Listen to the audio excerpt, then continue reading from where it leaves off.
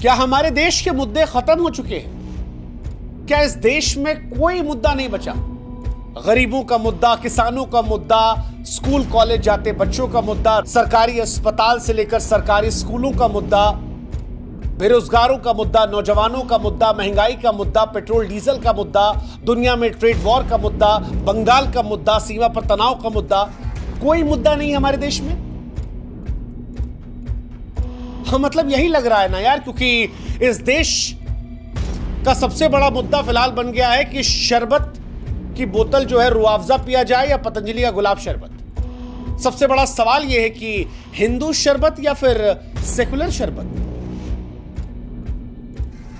हंसी भी आती है और रोने का भी मन करता है कि हमारे देश में क्या तमाशा बन गया है। और उससे ज्यादा रोना इस बात का आता है कि ये जो बहस का मुद्दा है, ये जीतू नंदू किसी चाय की दुकान पर नहीं कर रहे। हमारे देश के बड़े बिजनेसमैन और हमारे देश का बुद्धिजीवी वर्ग। और इसीलिए मन में सवाल आता है कि क्या देश का बुद्धिजीवी वर्ग इतना पतन कर चुका है कि अब शरबत की सियासत में उलझ गया है? लेफ्ट और राइट का जो रंगा नाच चल रहा है शरबत की जंग में, वो शर्मसार करने वाला है। एक तरफ लेफ्ट है जो रुआवजा को सेकुलरिज्म का ताज पहनाकर हर उस शख्स को संघी करार दे रहा है जो इसे नहीं पी रहा। उनके लिए रुआवजा सिर्फ शरबत नहीं है, बल्कि गंगा जमुनी तहजीब का प्रतीक है। अगर आपने पतंजलि का शरबत चुना तो फिर आप फासीवादी या सांप्रदायिक कहलाए जाएंगे। सोशल मीडिया पर इनके शरबत प्रेमी रुआवजा की बोतल के साथ खूब सेल्फी डाल रहे हैं, मानो जैसे कोई बहुत बड़ा क्रांतिकारी कदम।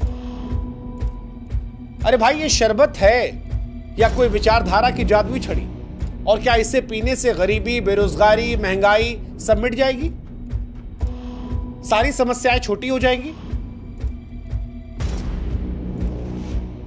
क्या इस देश के बुद्धिजीवी वर्ग को कोई और मसला नहीं मिला? रुआवजा की बोतल रख के हाथ में ग्लास लेके फोटो डालने लगे। चिरकुटाई की भी सीमा होती है। और दूसरी तरफ राइट वाले जो पतंजलि के गुलाब शरबत को भारतीयता का झंडा बरदार बना चुके हैं, उनके लिए रुआवजा जिहाद का पर्याय है और इसको पीने का मतलब है हिंदू संस्कृति का अपमान। और बाबा रामदेव ने इसी में आग में घी डाल दिया। बाबा बोले रुआवजा पीने से मदरसा बनता है, मस्जिद बनता है, हमारा वाला पियोगे तो गुरुकुल बनेगा, भारतीयता बचेगी। अरे बाबा, शरबत है या कोई मिसाइल जो एक घूंट से सारी संस्कृति बचा लेगा? और इतना ही चिंता बाबा आपको था तो फिर अपने वाले शरबत में इतना चीनी काहे ठूंस दिए थे? देश का तो पता नहीं, लेकिन शरबत जो है बाबा आपका, वो डायबिटीज की गारंटी है। सीरियसली बता रहे। कई बार ना बाबा रामदेव भी हद कर देते हैं, हद पार कर देते हैं, हर चीज को देशभक्ति से जोड़ देते हैं। माना कि इससे उनकी दुकान अच्छी चलती है, माना कि इससे उनका कारोबार को फायदा होता है, माना कि वो देश से प्रेम करते भी होंगे, लेकिन हर जगह को, हर बात को देश प्रेम से जोड़ देना ये कई बार परेशान करता है या देश का माहौल खराब करता है।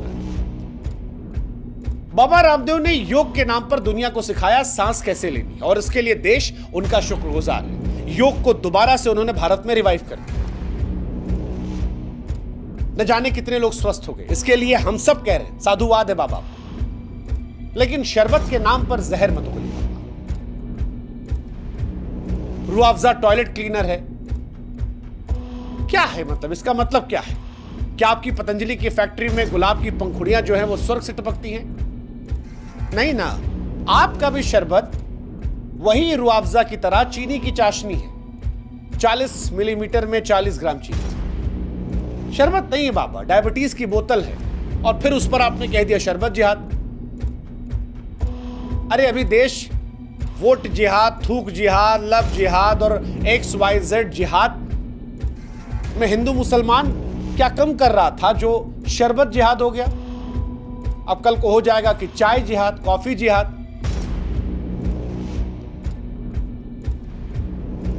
बाबा आपकी एक वीडियो ने ऐसी नफरत की आग लगा दी है कि शरबत की बोतल को लोग धर्म की तलवार बना रहे हैं। और सबसे मजेदार बात यह है कि आपकी कंपनी को तो इस तमाशे से मुनाफा हो रहा है। हर बार जब कोई आपकी शरबत खरीदता है या रूह अफ़ज़ा की बोतल तोड़ता है तो आपको तो मुनाफा होता है। लेकिन दुख इस बात का है कि इस देश में बुद्धिजीवियों का पतन हो गया है। दिमाग लोग कूड़े में डालकर आ गए, लेफ्ट राइट दोनों। इस देश का आम आदमी भी उसमें शामिल हो गया है, बिना ये जाने समझे कि ये प्रोफेशनल ट्रेड वॉर है। अपना सामान बेचने का तरीका, रूह अफ़ज़ा वालों का भी और पतंजलि वालों का भी। अपने लिए वोट इकट्ठा करने का तरीका, ट्विटर पर सस्ते ट्वीट करके पैसा कमाने का तरीका। और इस देश का आम आदमी इसमें शामिल हो गया है, इस बेवकूफी का हिस्सा बन गया है। हाँ, मतलब आप सोचो ना कि वो लोग जिन्होंने ऑक्सफोर्ड हार्वर्ड की डिग्रियां लटकाई है, वो भी बैठ के शरबत की सियासत में कूद पड़े हैं। कोई पत्रकार लिख रहा है कि रूह अफ़ज़ा हमारी साझा विरासत है, इसे निशाना बनाना देश को बांटने जैसा है। एक मशहूर लेखक लिखते हैं कि पतंजलि का शरबत स्वदेशी का प्रतीक है, इसे खारिज करना वामपंथी एजेंडा है। अरे साहब, कौन सी डिग्री पढ़कर आए हो कि शरबत की बोतल में आप देश के भविष्य तलाश रहे हो?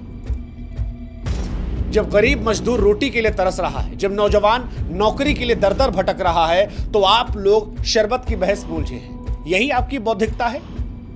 क्या यही वो आजादी है जिसके लिए कभी क्रांतिकारी शहीद हुए थे? शर्म नहीं आती आप लोग को? जब आपकी टाइमलाइन पर शरबत की सेल्फी ट्रेंड कर रही, सोचिएगा उस वक्त कोई मजदूर भूखा सो रहा था। इस शरबत के मुद्दे के बीच में आपने देश के असल मुद्दे गायब कर दिए और शरबत की आड़ में देश का अपमान कर दिया। हाँ जी, 2024 में 6 करोड़ लोग रोजगार की तलाश में थे, सरकार के पास जवाब नहीं था।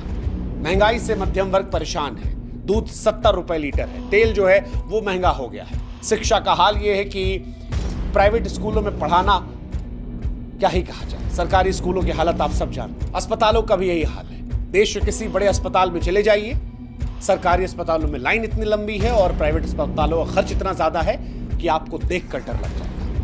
और सांप्रदायिक सौहार्द, वो तो बंगाल, यूपी, हरियाणा में हर हफ्ते दंगों की आग में जलता रहता है।